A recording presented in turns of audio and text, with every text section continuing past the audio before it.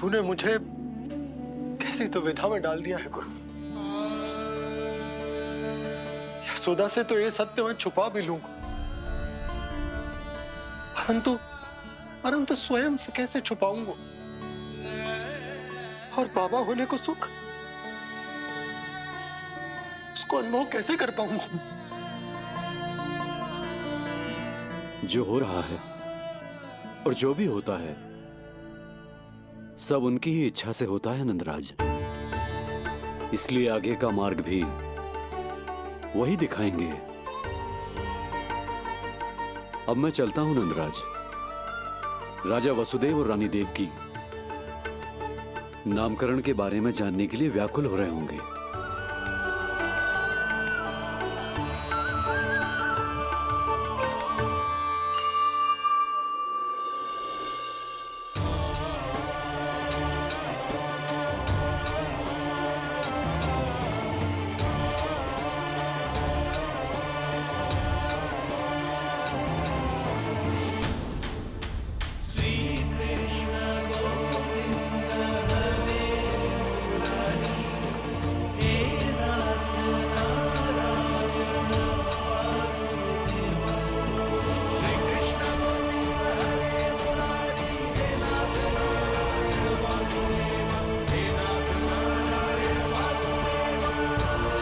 सत्य यह है नंदराज, कृष्ण राजा वासुदेव के पुत्र हैं।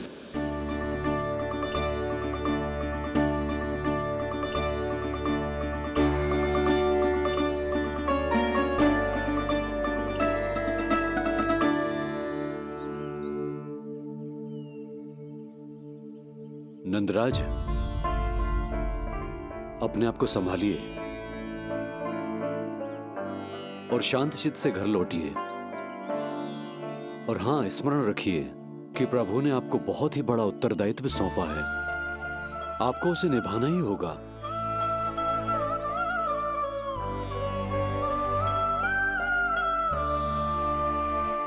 प्रभु आपको शक्ति दे।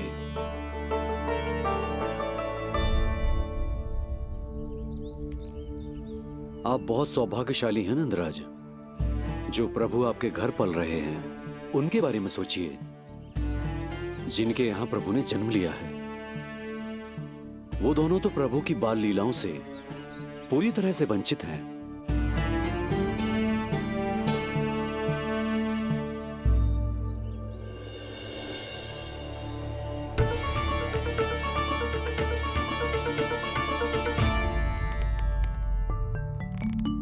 कहाँ रह गए तेरे बाबा लल्ला? जो आए क्यों ना अब तक?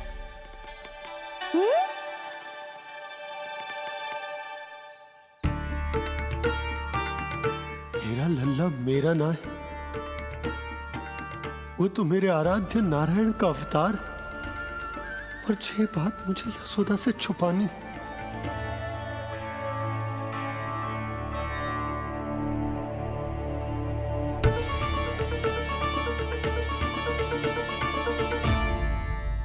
बाबा वहीं खड़े मत रहो, अब आ भी जाओ ना।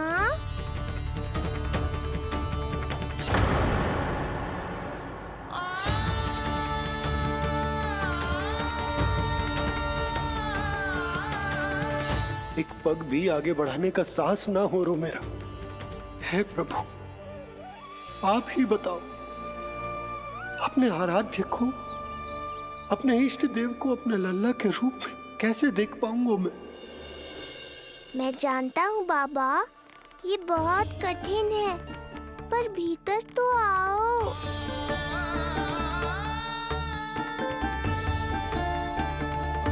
अब आ भी जाओ बाबा, ऐसे बाहर कब तक खड़े रहोगे आप?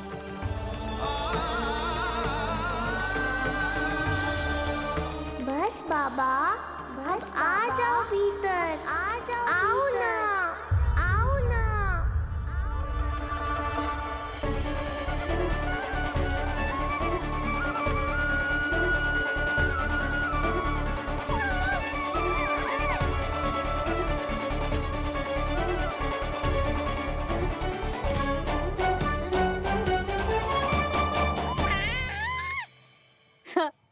समझो? जब तू इधर उधर भाग रहा होगो तो तुझे बुलाने के लिए मैं तुझे ऐसे पुकारूंगी, कृष्ण। और जब तू शैतानी करेगो ना लल्ला, मैया को तंग करेगो, तो मैं तुझे क्रोध में ऐसे बुलाऊंगी, कृष्ण। हाँ। इसे सत्य पतो ना है, इसीलिए कितनी अच्छी तरह से मैया होने का कर्तव्य निभा रही है। पर मैं अब बाबा होने का कर्तव्य कैसे निभा पाऊंगा?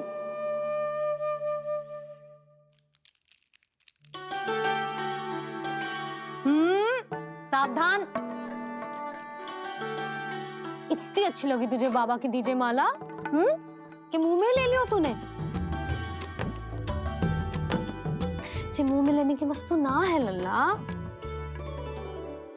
जैसे यशोदा आपको एक मैया की तरह सीख दे रही है, मैं आपको बाबा की तरह शिक्षा कैसे दे पाऊंगा प्रभु?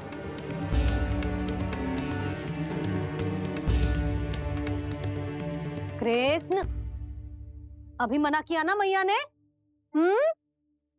ये तो प्रभु को ही डांट रही है।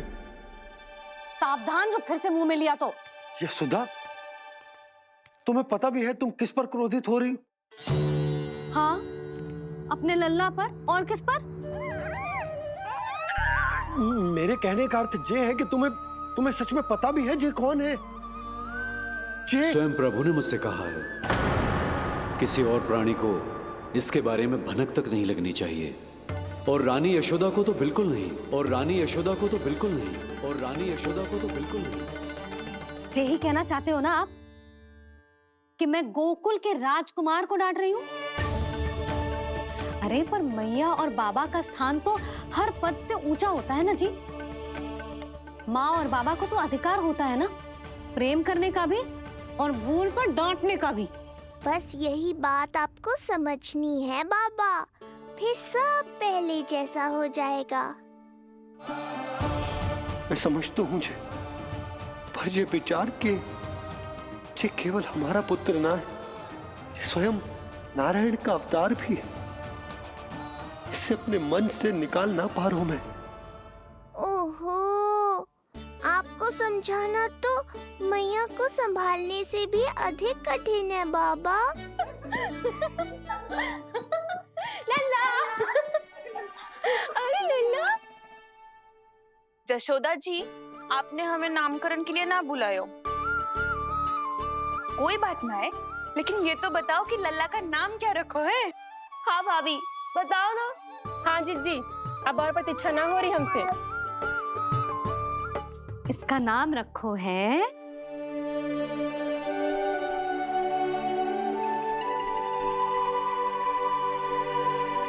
कृष्ण। कृष्ण बहुत प्यारा नाम है, लेकिन थोड़ा कठिन है। मैं तो इसे किशन बुलाऊंगी। हाँ, सही कहो। मैं भी इसे प्रेम से किशन ही कहूंगी। क्यों किशन? मेरे लिए तो जे किसना है।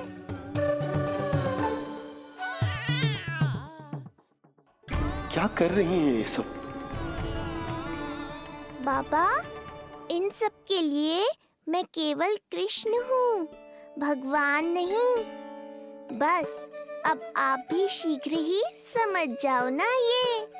अरे तुम सब। हाँ, बुरा मुझे भी लग रहा है, जो सारी की सारी पहले ही दिन मेरे लल्ला का नाम बिगाड़ रही हैं। किंतु इसमें भी इन सब का प्रेम ही छुपा है, और हम सब तो प्रेम से भगवान को भी प्यारा सा नाम दे देते हैं, है ना? हाँ। सत्य तो ये है कि कृष्ण नाम बहुत अच्छा है, किंतु मैं भी अपने लल्ला को प्रेम का नाम देना चाहती हूँ। कान्हा बुलाऊंगी इसे, कान्हा बुलाऊंगी इसे, कान्हा बुलाऊंगी इसे।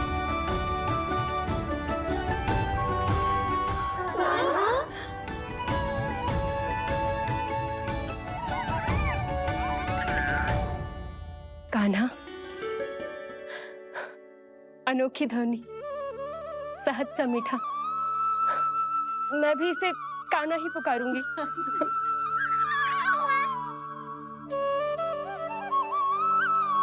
आप भी बुलाओ ना इसे। आप एक बार बुलाकर तो देखो, झट से पलट कर देखेगा आपको जी हमारा नटखट कान्हा। प्रभु, ये सब आपका सत्य ना जानती, पर मैं जानता हूं अब इस मुख से आपका नाम केवल भक्ति भाव से ही निकल सकता है, वात्सल्य भाव से ना। जी की लल्ला का भी तो नामकरण हुआ था ना अपने लल्ला के साथ। हाँ भाभी, क्या नाम रखा गया है इसका? हाँ, बताओ ना। हाँ भाभी बोलो ना बताओ ना जीजी। ना देखो, एक मैया से उसके लल्ला का नया नाम बताने का आनंद मैं ना छीन सकती। यदि तुम सबको कान्हा के दाऊ का नाम जानना है तो चलो सबके सब रोहिणी जीजी के पास। हाँ सही कहो। मैं अभी आई। हाँ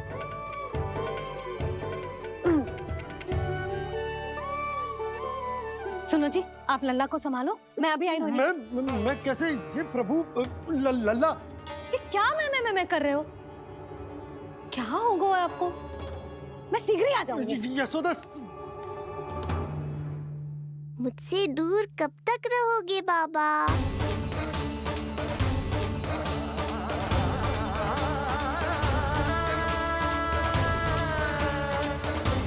एक बार मेरी ओर देखो तो सही।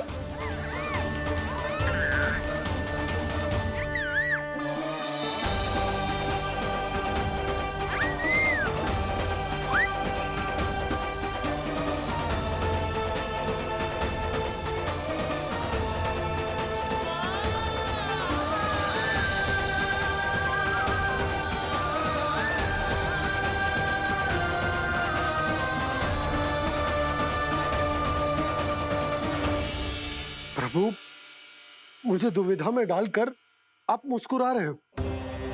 ये कैसी परीक्षा है?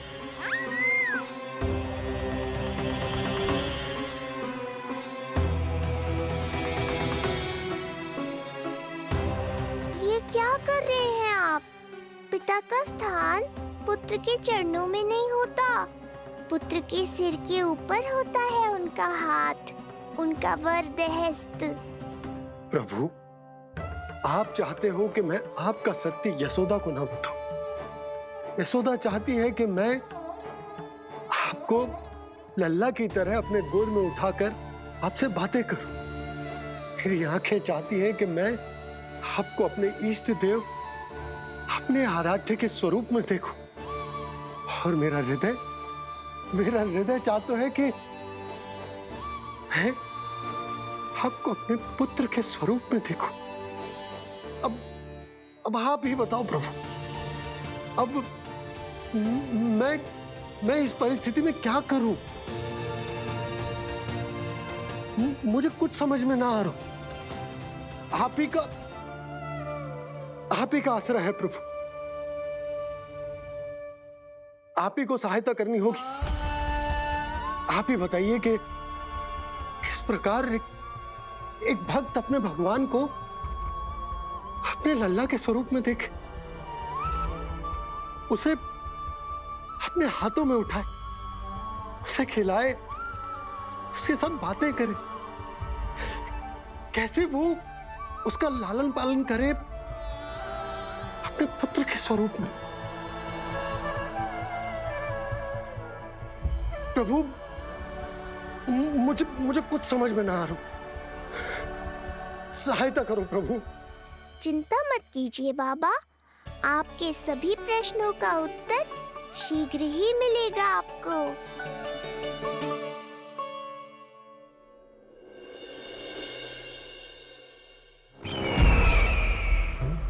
ऋषि गर्ग पधारे हैं महाराज।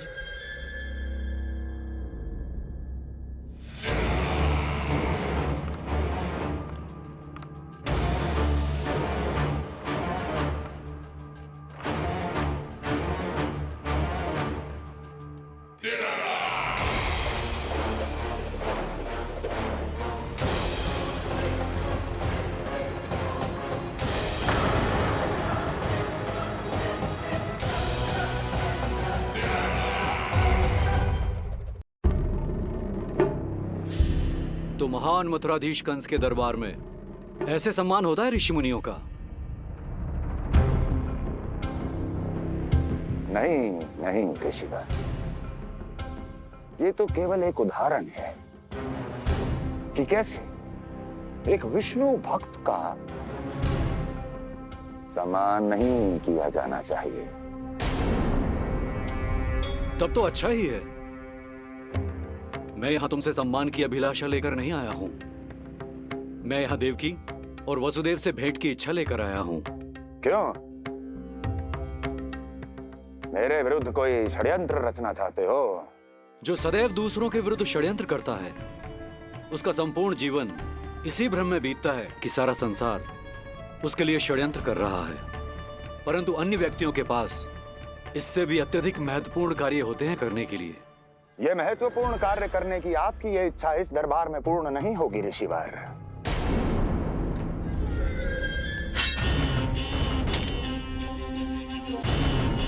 मैं आपको उन दोनों से भेंट करने की आज्ञा नहीं दूंगा। कैसे रोकोगे मुझे? कैसे? बड़ा ही विचित्र प्रश्न है, किंतु इसका उत्तर बड़ा ही सरल है ऋषिवर। जानते हैं मेरे दिन का आरंभ कैसे होता है? किसी ना किसी का संहार करके। और यदि एक संहार और हो जाएगा तो मुझे क्या अंतर पड़ेगा? स्वयं से एक प्रश्न पूछो कंस। स्वयं से एक प्रश्न पूछो कंस। मेरा संहार करने के लिए, मेरा संहार जिस संकल्प शक्ति की आवश्यकता है, संकल्प शक्ति की आवश्यकता वो है तुम में, वो है तुम में। कर पाओगे मेरा संहार? जिस संकल्प शक्ति की आवश्यकता है, जिस संकल्प शक्ति की आवश्यकता वो है तुम में। कर पाओगे मेरा संहार? कर पाओगे मेरा संकल्प शक्ति की आवश्यकता है, संकल्प शक्ति की आवश्यकता। बोलो कंस, बोलो। यदि मैंने श्राप दे दिया, यदि मैंने श्राप दे दिया, कौन सा कवच तो तुम्हारा उसे सत्य होने से रोक पाएगा? उसे सत्य होने से रोक पाएगा? बोलो कंस, बोलो। यदि मैंने श्राप दे दिया, यदि मैंने श्राप तुम्हारा कौन सा कवच तो तुम्हारा उसे सत्य होने से रोक पाएगा? उसे सत्य होने से रोक पाएगा? ऋषिवर,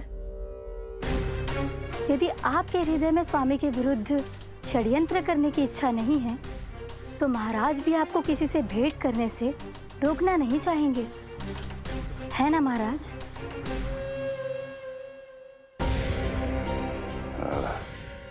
हाँ,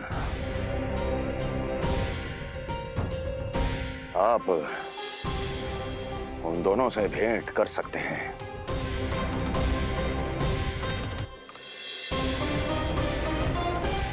दुर्जन, इन सब पर दृष्टि रखो।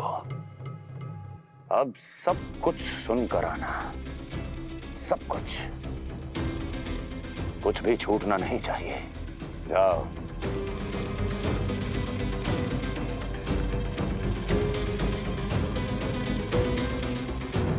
लगता है प्राप्ति राजकार्य सीख रही है मुझसे।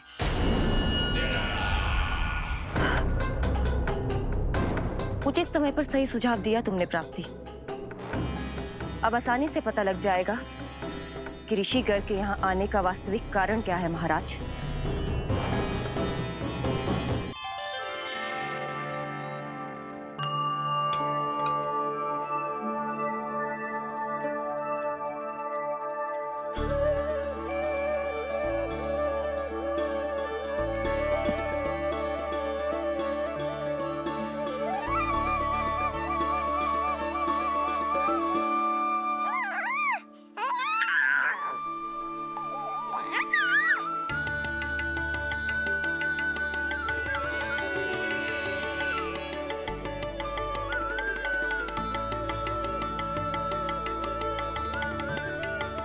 स्वयं नारायण मेरे घर में है तो ये फूल उनके चरणों में क्यों चढ़ा रहा हूं?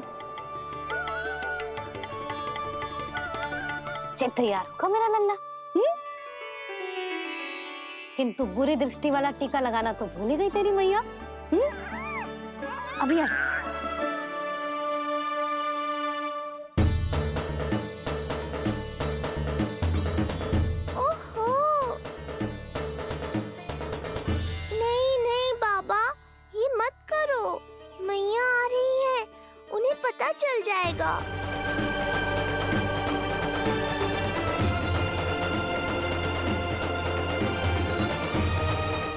ये फूल तो आपके चरणों के लिए ही बने हैं प्रभु, इन्हें स्वीकार करें।